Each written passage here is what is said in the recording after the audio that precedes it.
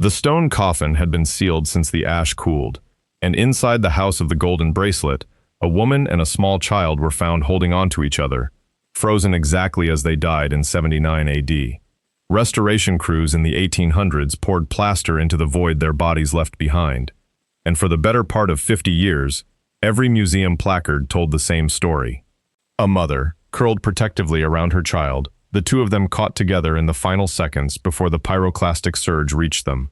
The bracelet on her wrist, an intricate golden piece, only reinforced the reading. It felt like the kind of detail a family would have treasured, the kind a mother would have worn. Then, in 2024, a team from Harvard and the Max Planck Institute got access to the cast during a restoration project. They worked bone fragments loose from inside the plaster, fragile and mixed with centuries of hardened ash, and ran genetic sequencing on what they found. The result did not match the story on the placard. The genome came back male, not the mother, not even related to the child at all. 50 years of interpretation, undone by a lab result. So if the mother in the golden bracelet was never a mother, what else did we get wrong about who these people actually were? Quick thing before we get into it. If ancient DNA stories like this are your thing, sticking around and subscribing means you don't miss the next one. Okay, into it. That single reversal did not stay contained to one house in one buried city. It sent geneticists back through 12,000 years of bones buried under Rome itself, looking for how far this kind of mistake might run.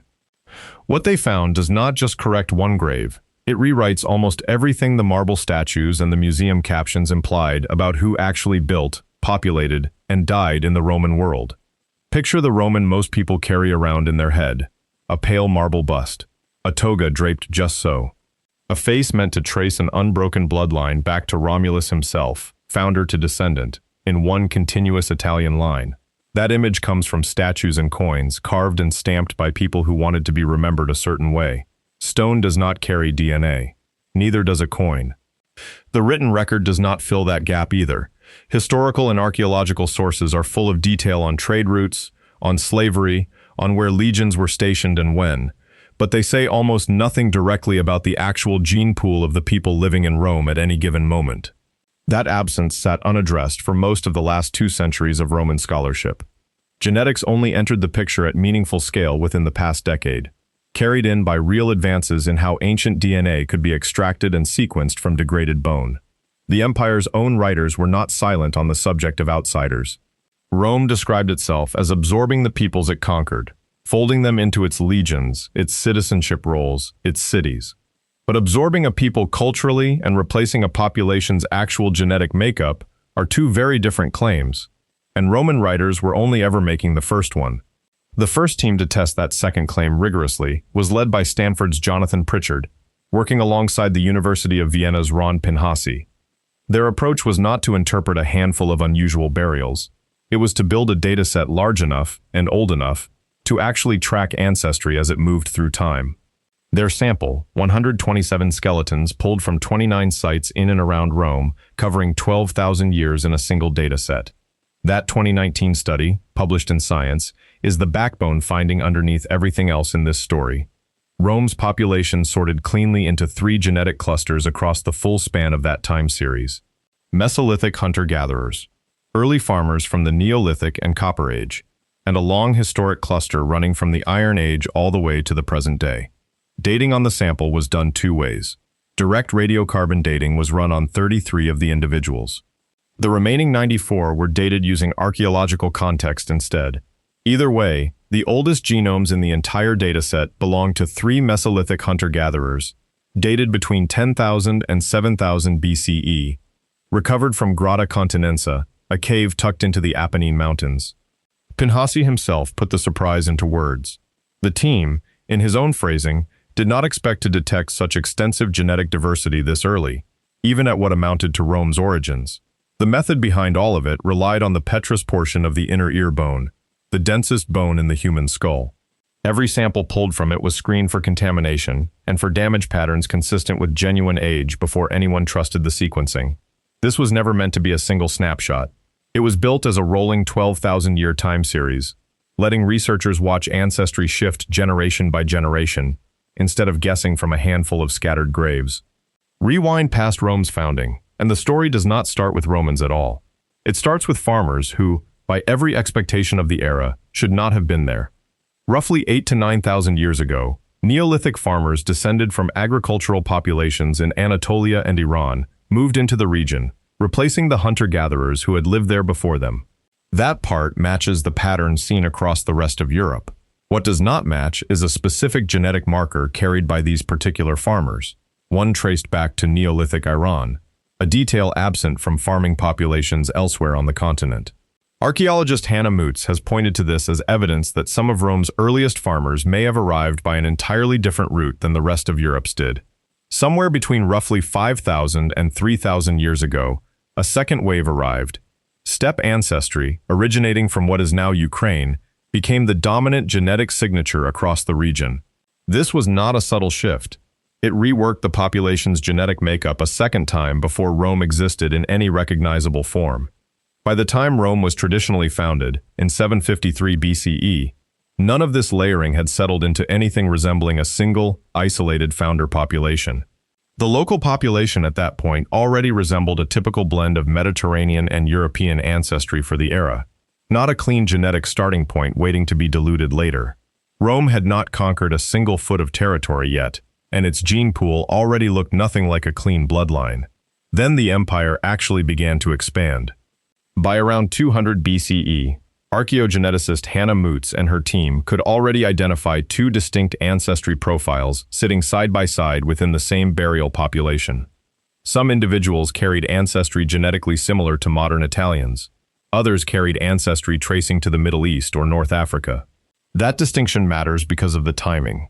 This was centuries before the empire reached its height under Augustus. The mixing was already underway during the Republic.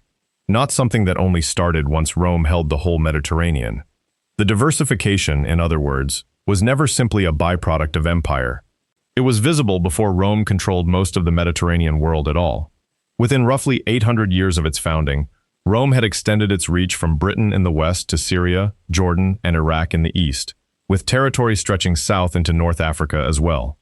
Contemporary accounts from the period already describe the mechanisms behind that reach: trade networks, military campaigns, road construction, and the slave trade, all connecting Rome directly to those distant regions.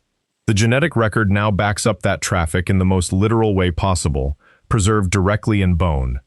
Layered across time, the ancestry shifts visible in the burial record track almost exactly with the empire's known geopolitical reach at each stage of its growth, matching territorial control to genetic change with unusual precision. And the shift that followed was not gradual. It was a flood, and for a while, it came from one direction first. During the imperial period, stretching from 27 BCE to 300 CE, Rome's population absorbed a wave of net immigration from the Near East specifically. Not a general blend pulled in from every direction at once, but a distinct, directional pull toward one region first. A later wave, still inside that same imperial period, brought a rising contribution of European ancestry back into the mix, layering on top of what the Near Eastern wave had already changed. Secondary reporting on the original study puts a number on this shift, stating that fewer than 30% of Rome's population at the empire's height retained genetic ties to the region's earlier Italic ancestors. That figure comes from reporting on the study rather than being pulled directly from the primary paper itself, and it's worth holding with that distinction in mind. Researchers link the heavier pull toward the Near East to simple population density. The Eastern Mediterranean was more densely populated than Rome's western territories at the time, which meant more people, more movement, and more genetic contribution flowing from that direction. At its 2nd century AD peak, the empire covered nearly 2 million square miles, with Rome itself housing roughly 1 million residents. That kind of scale made the city a genuine draw, pulling in migrants, traders, and enslaved people moved there by force alike. The Isola Sacra port town cemetery captures this pattern in direct, countable terms. Of 9 individuals studied there, 4 fell into a Near Eastern genetic cluster, 4 into an Eastern Mediterranean cluster, and just 1 into the European cluster. Isotope data on those same 9 people showed something stranger. Most of them grew up right there, locally, even with ancestry tracing straight back to the Near East. Isola Sacra's oxygen isotope readings are compatible with people who spent their childhoods in the local area, even though their DNA points back to the Near East or the Eastern Mediterranean, generations earlier. That combination forces researchers to ask two separate questions of every single skeleton in the dataset. Where did your ancestors come from, and where did you personally grow up? Those are not the same question, and Isola Sacra shows exactly why the distinction matters. The answer at Isola Sacra points to long-term settlement of genetically diverse families, not a fresh, one-generation wave of new arrivals passing through. This is the kind of settled diversity researchers point to as evidence that Rome functioned as a genuine long-term melting pot, rather than a temporary garrison packed with outsiders who never put down roots. Co-author Margaret Antonio has used that exact phrase in later interviews, calling the ancient city the ancient world's first melting pot. It's a distinction historians care about deeply.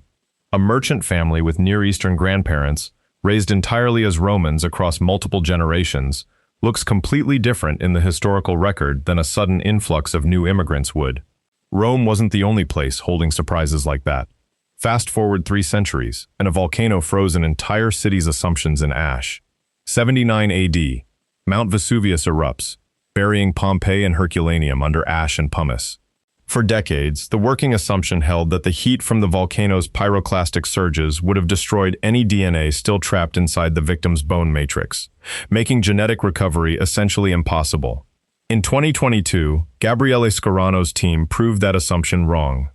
They sequenced the first-ever genome recovered from a Pompeii victim, pulled from petrous bone found inside the Casa del Fabbro, the house of the craftsman. The individual was male, somewhere between 35 and 40 years old, standing about 164 centimeters tall. A second individual sequenced in the same study was female, over 50 years old, about 153 centimeters tall. Both heights fell within the typical range for Romans of the period. What came back from the sequencing carried its own twist.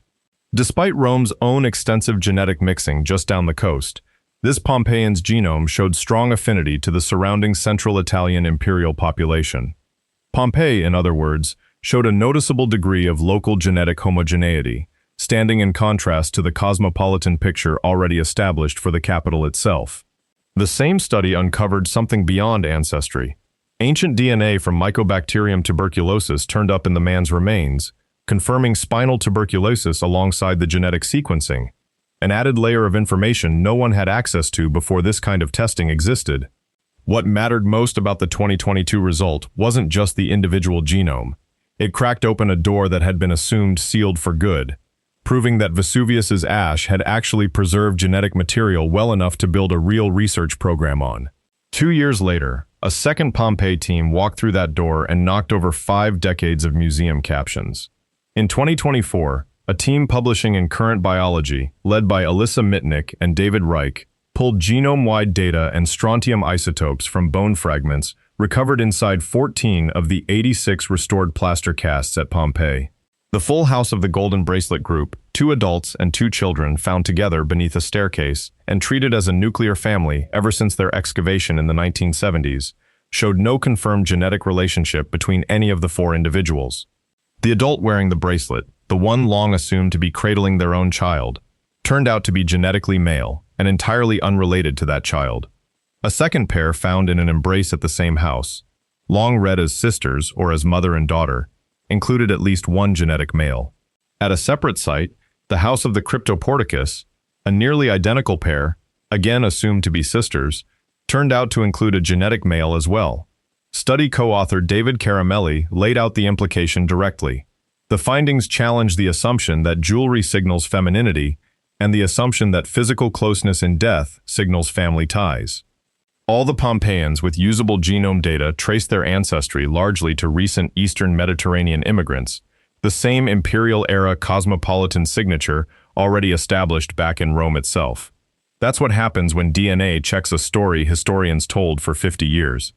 Now take that same correction and run it 1,200 miles north, to Roman Britain. 1901, Sycamore Terrace, York. A stone coffin turns up, containing the remains of a young woman buried with striking wealth. Glass earrings, a silver pendant, a small glass mirror, and matched bangles of ivory and Whitby jet on each wrist. University of Reading craniometric analysis found her skull carried a mix of traits historically classified in forensic anthropology as both black and white ancestral features.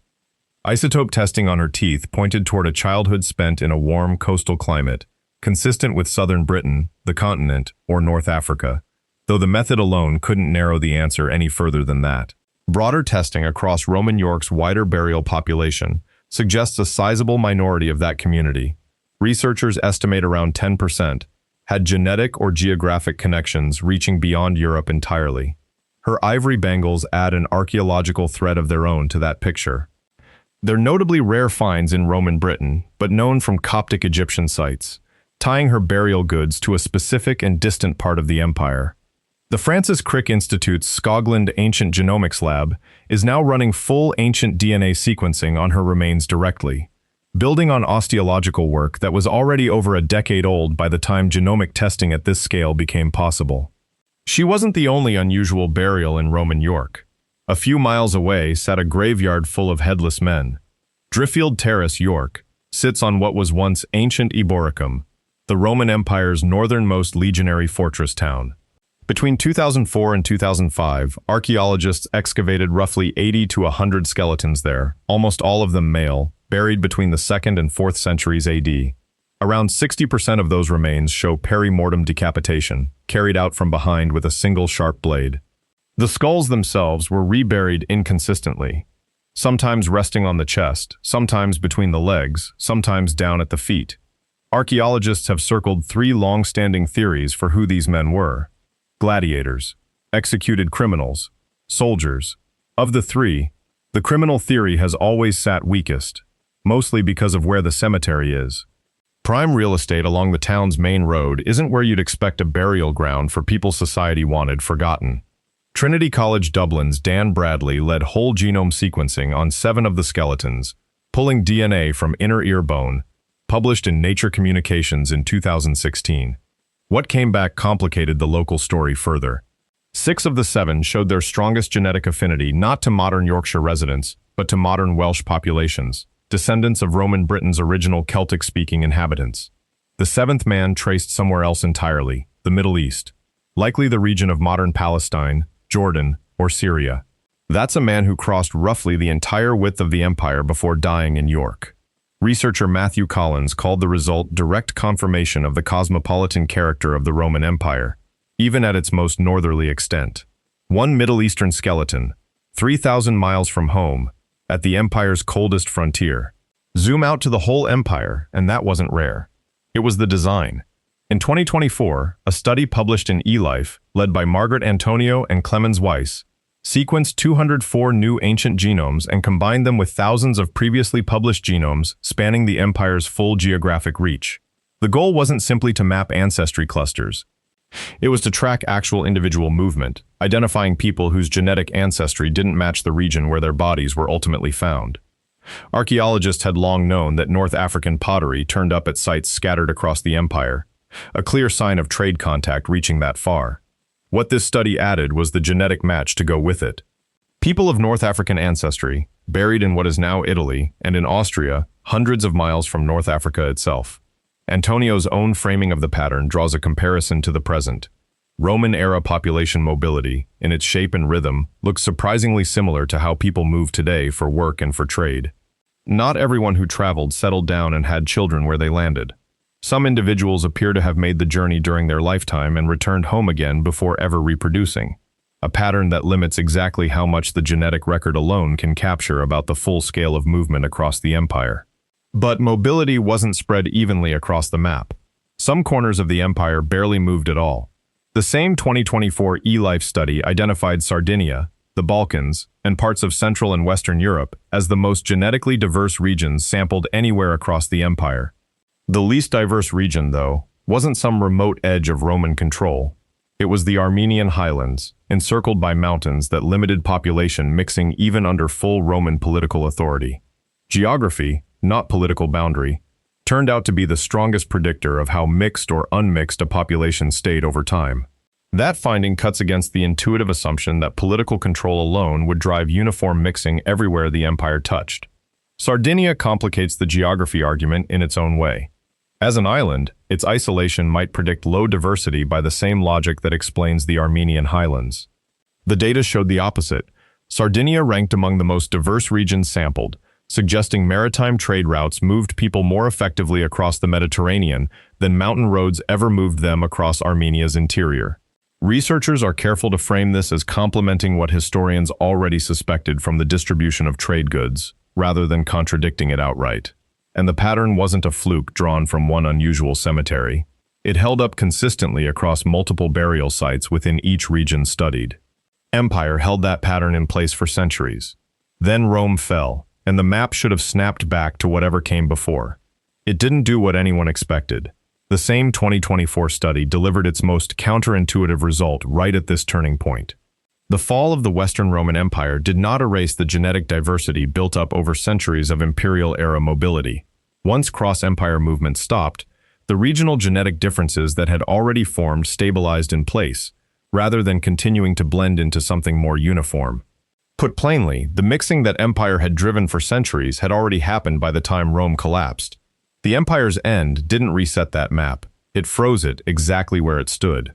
That result directly complicates a popular assumption, the idea that genetic diversity requires an active, ongoing empire to keep sustaining it. Researchers frame their finding as stable population structure despite high mobility, meaning mobility is what created the diversity in the first place, while stability afterward is what preserved it. There's a further implication buried in that framing. Much of the genetic diversity found across parts of modern Europe today traces a direct line back to Roman-era movement specifically, not to the later medieval migrations sometimes credited with shaping the modern picture instead. None of that would be knowable at all without a set of lab techniques most people have never heard of. Here's how the bones actually talk. The single most reliable source of ancient DNA across every one of these studies is the petrous bone, the densest part of the skull, built to protect the inner ear. Where petrous bone is too fragmented or too damaged to use, research teams turn instead to tooth cementum and dentine as a backup source. Once DNA is extracted, it's built into what researchers call libraries, which undergo partial treatment with an enzyme called uracil DNA glycosylase. That chemical process repairs a specific, predictable kind of damage typical in DNA that's been degraded by age. Every sample that makes it through this process is then screened 3 ways: for endogenous DNA concentration, for damage patterns consistent with genuine antiquity, and for contamination from modern human DNA, before any of it gets trusted enough to build conclusions on. In the original Rome study, dating relied on 2 separate methods working together. Direct radiocarbon dating was run on 33 of the individuals, while the remaining 94 were dated using archaeological context instead. None of this technical infrastructure existed at any meaningful scale, even 15 years ago. Large-sample ancient DNA sequencing, the kind capable of building datasets like the ones behind every finding in this documentary, is a genuinely recent scientific capability. DNA alone tells you ancestry.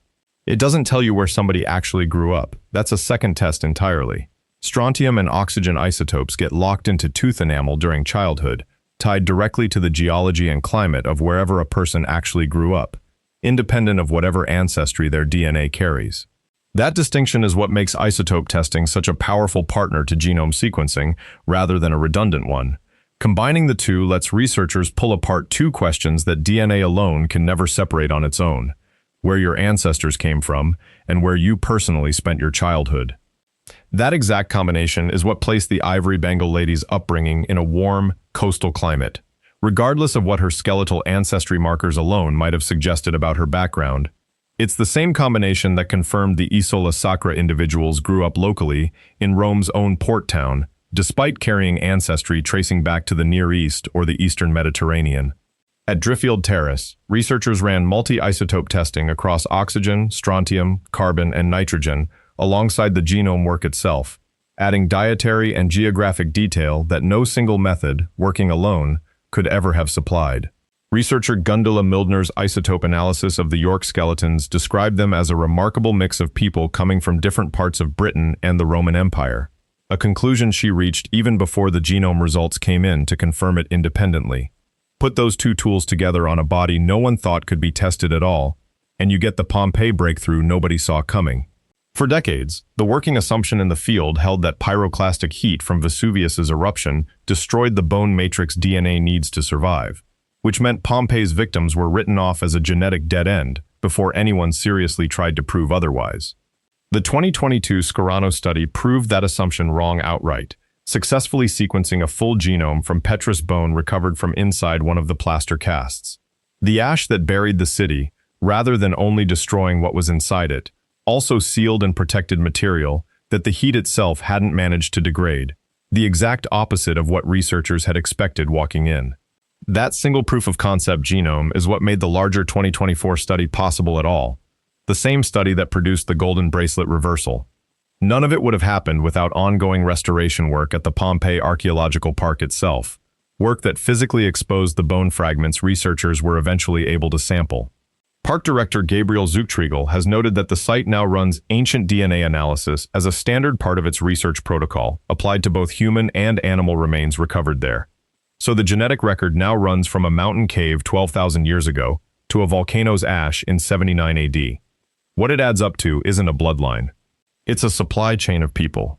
Across every site covered so far, Rome, Isola Sacra, Pompeii, Driffield Terrace, the same underlying mechanism keeps surfacing. Soldiers, enslaved people, traders, and administrators moved along the empire's own infrastructure, and their descendants stayed behind in the places that infrastructure connected. The genetic record tracks almost exactly with known Roman logistics, roads, ports, military postings, and the slave trade, rather than lining up with any single, isolated migration event. That pattern draws a hard line between two things people tend to collapse into one. Roman culture spread through law, language, and administration. Roman genetics spread through the physical movement of specific, individual people. A Roman citizen born in Syria, culturally and legally Roman in every documented sense, could carry Near Eastern ancestry his entire life without that ever showing up in the historical record the way it now shows up directly in his bones. Historian Stephen Tuck, reacting to the Pompeii reversal specifically, has pointed out how much of this challenges modern assumptions about gender and family roles. Assumptions people project backward onto Roman households without realizing it. The empire's own physical reach, from Britain in the west to Syria, Jordan, and Iraq in the east, and south into North Africa, all within roughly 800 years of Rome's founding, is the scaffolding every one of these genetic results ultimately sits on. None of that stops people from reading these results however suits them, and plenty have. Findings like the ivory Bengal ladies have been used, on one side, to claim ancient Britain was thoroughly diverse in a way meant to settle modern political arguments outright.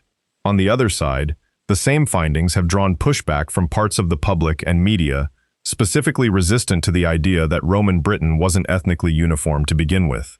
Researchers studying provincial Roman archaeology, including Hella Eckert at Reading, have explicitly warned against expecting ancient DNA to validate present-day political points, in either direction.